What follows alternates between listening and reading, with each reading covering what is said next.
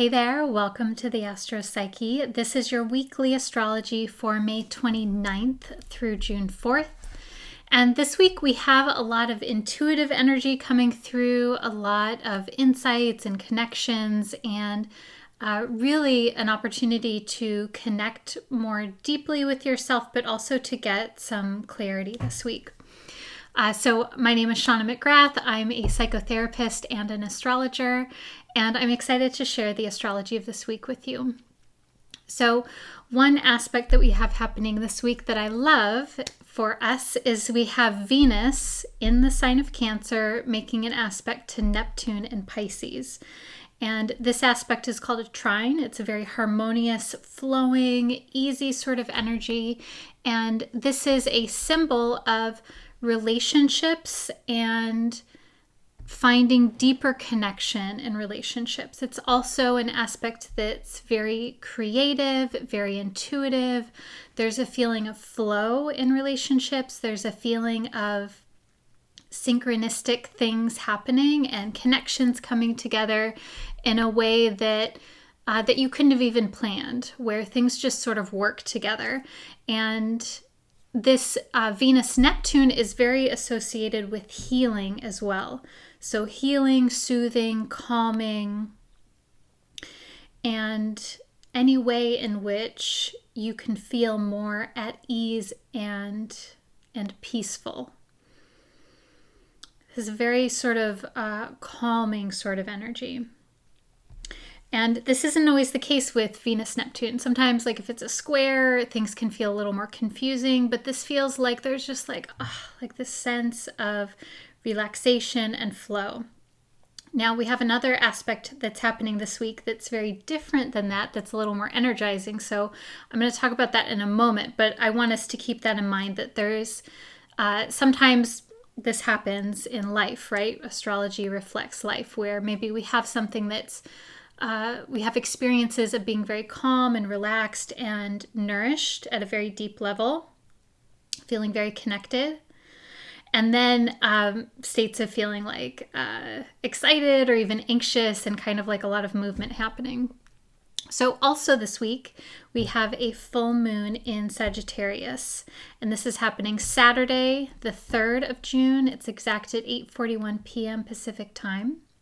So this whole week, we're still fully in the waxing phase of the moon. And we've talked about how the waxing phase of the moon is associated with growth and moving out into the world, continuing to grow and build things. And it has this extroverted sort of energy.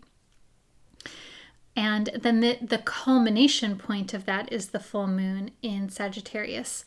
And full moons are a time when we feel a little more sensitive than usual, and especially for folks who are highly sensitive or empathic, it can be where you're feeling more. And this is always where the unconscious, the subconscious, and even the stuff that we're conscious of, that we're aware of, but that's been kind of like pushed to the back burner, where we're like, okay, I don't need to worry about that or think about that, whether we do that consciously or unconsciously, that comes to the forefront, that comes to the surface. We're able to see things in a way that we can't really ignore, in the way that the full moon is bright and beautiful in the sky, and it is shining a light on areas that maybe were not as easy to see when the moon was less bright. So this is also because the moon is very connected to our mind and our emotions and our thoughts and the way that we're feeling, sort of that moment to moment, day by day, the flux of our mental state, of our emotional state. And so when the moon is full, we're like really in it, we're really feeling things. And this is going to be highlighted in a way that is Sagittarian, and a way that is Gemini-ish as well, because full moons are always the opposition between the sun and the moon. So this means when we have a full moon in Sagittarius, we're also connecting in with the energy of Gemini via the sun, because Gemini is opposite Sag. So these two signs are about seeking information. For Sagittarius, that is seeking wisdom and an expansive way of life, like constantly learning new things and looking at things from different angles, and also having a desire for the truth. Sagittarius is really about wanting to find the philosophical, moral truth, like what it is that we can sort of like, what it is that we can hang our belief system on or around, sort of like our belief system framework. And in contrast, Gemini is about seeking information and ideas, also from a variety of different sources, but it's more about like experiencing different, it's more about experiencing and learning through experience versus about learning. Sagittarius is more about learning through study and thinking about ideas. Gemini is like, let's do something and get more data that way. And Sagittarius is kind of like, let's think about it. And so I share that with you because typically we think of the full moon and we focus on the sign. And that's important. And we're also always tapping into the polarity of the signs when we are talking about a full moon, because you're having the moon in one area activate one area of your chart, your natal chart, and then you're having the sun activate another area of your birth chart. And it's always going to, again, be these polar opposites. So for example, maybe you have Gemini in your 10th house, and so you're having the sun move through your 10th house, which is associated with career, and then that would mean the moon is in the 4th house, which is this culmination around home and family and even ancestry to a certain extent. So this is something to think about. And again, if you're interested, some of you know, we've talked about even in sessions, if you're interested in following astrology more, looking at where the lunation, where the full moon or the new moon is landing in your birth chart, that can be a great place to start to orient yourself each month over time with your birth chart, with your own personal pattern. Now, the other thing that's happening this week is we have Mercury. So Mercury is mind, thought process, communication.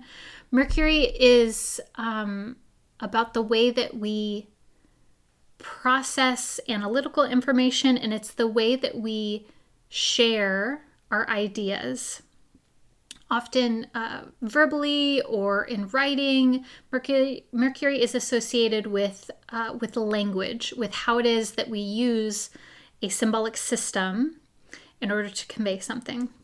So for this reason, Mercury is also associated with our dreams and intuition and things like astrology and tarot, because these are all symbolic systems.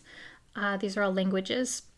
Now, Mercury in Taurus is going to conjunct Uranus, and this is an aspect that is about new insights, like very rapid insights, very rapid changes in your logical awareness, having like flashes of insight and new ideas, and even surprise messages coming to you, like communications where you receive new information and it radically changes things for you.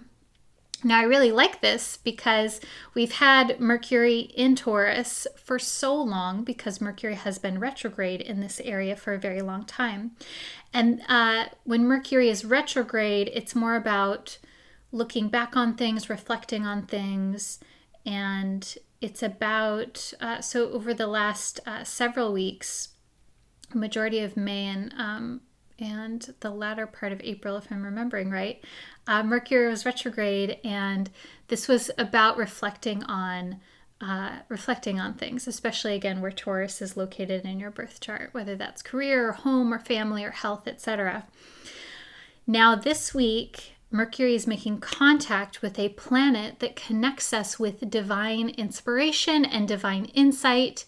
And Mercury is connecting with Uranus, which is also a symbol of independence and freedom and liberation. And it's also about shedding anything that has been heavy or restrictive. And so this can go a few different ways. It may be that you experience feelings of like really wanting to let go, to like offload responsibility, to delegate, to just be like, F it, I don't want to deal with this anymore. Like a craving for independence and freedom. Now, that is not always possible for us, of course, right? So this happens sometimes where we have a Uranus transit and we want to reinvent and break free, and our life is not always organized. Life in general is not always organized in that we can do it that way. And so I think this week, because we have this full moon, which is about culmination, and it's about like a lot of feeling, a lot of intuition and emotions. Like there's a lot of emoting happening here. There's a lot of big feelings, and there's a lot of excitement too. I don't know if I said that earlier, but Sagittarius is also about getting really excited about things, and especially Sagittarius loves novelty and play, and so there's a lot of enthusiasm here. And it feels very important to allow for that to be expressed in your life in some way, even if you like one way that this may manifest is wanting to break free, maybe feeling constrained. And it's I'm wondering, even if you can't have things exactly the way that you want them right now, how can you find a way to have the experiences that you really want to have, the feelings that you want to have? Like what is the core feeling or emotion that you are desiring, that you are craving in your life? And what's the full possibility of experiences that can bring that in for you? So with that being said, we'll pull some tarot cards for you. And I want you to keep in mind too that we have this very supportive Venus-Neptune aspect too. So that's helping us, that's supporting us to connect in, not just with our intuition, but also with unseen help. So like our spiritual guidance team or ancestors or any spiritual guidance, even if that's just connecting to your heart space. All of that is really strong this week to help you. And that you may also receive help through relationships as well, right? Because we're talking about Venus and Neptune together, that there is divine assistance.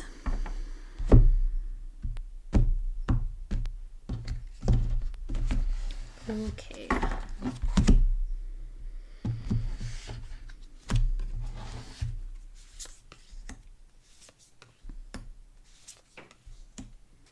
Okay, so here we have the first card is the Three of Emotions. This is also the Three of Cups in the Smith-Waite deck.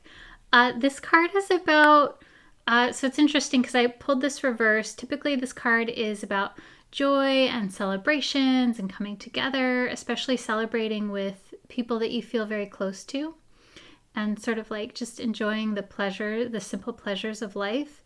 That I pulled this reversed, it feels like there's maybe something that's constricted, where maybe you feel like you can't enjoy life. When this is reversed, it's also a reminder to be aware of the ways in which you maybe use sensory pleasure to check out of the physical body. So this can often be through substances or social media or TV or, all of the things that we do. We all do this, where it feels like we are feeling too much and life is too intense and we just kind of want to shut the brain off for a moment, that there can be a draw toward experiences where it's kind of like that numbing effect. So this is kind of like to notice and watch where maybe you are doing an activity, not because you enjoy it, but because it is helping you to numb or to self-medicate in some way. And not saying that this is bad. I think that that behavior is a protective mechanism. And it's not about judging ourselves for when we do it. It's more about bringing awareness to it so that we can see what it is that we need, and so that we can decide and choose as much as we can, versus doing things in a way that is compulsive, or because when it's compulsive, it doesn't actually feed the need or the desire that we have. So that's the first card. And the second card is the Nine of Materials. So this is a really beautiful and sweet card about having all of your needs met, feeling accomplished, feeling abundance. The figure in this card has this rose in their solar plexus area, and there's all of these roses that are sort of flying out from them. So I pulled this card reversed as well. So again, the way that I read reversals is it's not bad. It means that the energy is like, it's a little bit different, and it's sort of like twisted, and that is not always bad. That is just giving us information. So I feel like that's really important to keep in mind. So with the Nine of Materials, also known as the Nine of Pentacles, with this card, it's like there's a craving here to have the life that you want. That's what the Nine of Materials is really about. It's about the ideal. It's about the ideal work and career, and especially like it's very connected to money and finances and vocation and having a life that is easeful. It's very connected to this Venus-Neptune that we talked about that's happening this week. So this is about maintaining your vision and how do I say here? It's not like a yes or no kind of thing. It's not like you either can have this or you cannot have this. It's a process of moving through to get into this place, to find yourself in this place. That's kind of take that how that resonates, but that's sort of the message that I'm receiving. The third card is the Seven of Inspiration. This is also known as the Seven of Swords. The Seven of Wands. Seven of Inspiration, Seven of Wands. And this card is about feeling, so there's a few different things that come up here. So this card is sort of where it feels like you need to protect or defend yourself in some way, especially to protect and defend your light and your energy and your enthusiasm for things. So this card is really saying that it's important for you to know when and how and where to stand up for yourself versus where to leave a situation versus where to compromise. And it's also reminding that it's kind of like a choose your battles sort of card for me, where it's like, okay, what needs to happen here, especially if it's an interpersonal situation where can you be in a situation where maybe you don't necessarily agree with someone, but that isn't damaging to your sense of self? Or in contrast, is there a situation or a scenario or a relationship where it does feel like you're constantly having to be like this figure, having to like hold your boundaries, and that is becoming exhausting in some way? And each scenario and each situation is going to be very, very different. And so this is like asking you to find a way to maintain a sense of protection for yourself and holding space for your own energy and enthusiasm, and that's not always going to be received by others, and that's okay. And it's up to you to decide on how you want to manage that, and that's going to change from time to time to time. So when I look at these as a whole, it's like there's a challenge here. There's like an emotional challenge and a desire to feel good, a desire to feel pleasure, and that it's so important to notice what feels good and pleasurable and like connecting versus maybe what feels like it's numbing. And again, not that that's bad, but just that we're like noticing what our experience is. This is so important with the full moon because a lot of feelings are coming up, right? And not just that, but you're going to be around other people where a lot of feelings are coming up. And so how can we notice and bring awareness and look at what's happening in the cup there? And that is very connected to creating this life of joy and ease. That's what the 9 of Pentacles is really about, is about being in a place of this life that you so want, that is your most ideal. That we get there through a lot of different ways, but one of those is through staying connected to ourselves and our inner experience, so that we know who it is that we are and what it is that we want and how we're moving through the world. And that this also requires a sense of, loving boundaries and protection, and that your light is so very important, and that it is precious, and that even though not everyone is always going to appreciate it, that does not mean that you need to stay in those situations. Yeah, sometimes we have to do that, but that it's so important to come back to what it is that you're protecting, and that very special part of you is yours to take care of. So I hope that this was helpful. I am wishing you a super wonderful week. Of course, if you are resonating with my work and you appreciate my work, I would love to do an astrology reading for you. I am also taking on a handful of new psychotherapy clients starting in July. And so if you're intrigued and you want to go deeper with me, you can find out more about all of that on my website. I'll have that linked below. And then a special event for San Diego locals. I'll be volunteering at the annual Readers Bazaar for the San Diego Astrological Society. It's on Friday, June 9th in the evening. And I'll be offering mini astrology and tarot readings with a bunch of other fabulous readers. So if you're in the area, I would love to see you. All right, wishing you a fabulous week, sending you lots and lots of love, and I will see you soon. Bye.